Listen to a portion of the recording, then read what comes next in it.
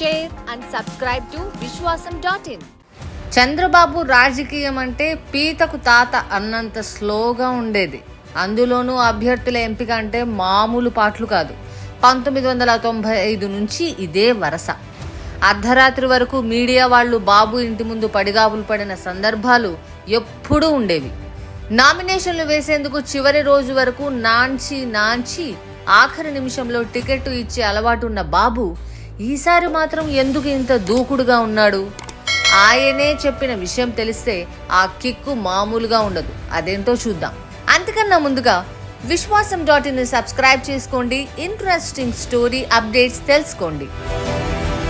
Chandrababu style మారింది. ఇంతకు ముందు ఎప్పుడూ లేని దూకుడు వచ్చింది. వయస్సు పెరుగుతున్న కొద్దీ నిదానిస్తారు. బాబు మాత్రం స్పీడ్ పెంచుతున్నాడు. ఎందుకిలా? బాబు దూకుడు ఎన్నికల ముందు ఏం సంకేతం ఇస్తోంది? ఎన్నికలకు ఇంకా షెడ్యూల్ విడుదల కాకముందే, నోటిఫికేషన్ రాకముందే టీడీపీ పోటీ చేసే సీట్లలో దాదాపు ఓ 10-12 తప్ప అన్నీ ప్రకటించేశాడు చంద్రబాబు. ఇది ఎవ్వరూ ఊహించని పరిణామం. ఓ పక్కన ప్రత్యర్థి వైసీపీ ఇప్పటికీ ఇన్ఛార్జీలను మారుస్తోంది. ఇదిగో లిస్టు ప్రకటిస్తాం, అదిగో ప్రకటిస్తామంటూ దాట వేస్తూ వస్తోంది. బాబు మాత్రం యమ స్పీడ్గా ఉన్నాడు. చంద్రబాబు గెలుపు మీద అంత కాన్ఫిడెన్స్తో ఉన్నారా? డిఫెన్సివ్ గేమ్ ఆడే బాబు ఇప్పుడు స్టైల్ మార్చి ఫ్రంట్ ఫూట్కి వచ్చి షాట్లు ఆడుతున్నారా? అసలు ఇంత ఊపు రావడానికి కారణం ఏంటి అని ఆరా తీస్తే చాలా సంగతులు తెలుస్తున్నాయి. ఎప్పుడు చంద్రబాబు నెమ్మది. పైగా అభ్యర్థుల్ని ముందుగానే ప్రకటిస్తే ఎదుటి పార్టీ ఎగరేసుకుపోతుందేమో అని భయం.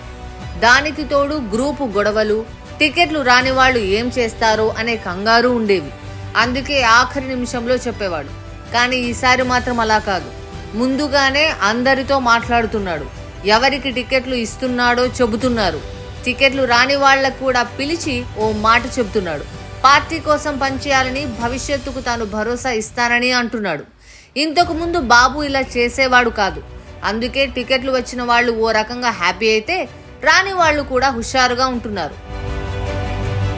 టీడీపీ కూటమి కనీసం 150 సీట్లు గెలుస్తుందనే ధీమాలో బాబు.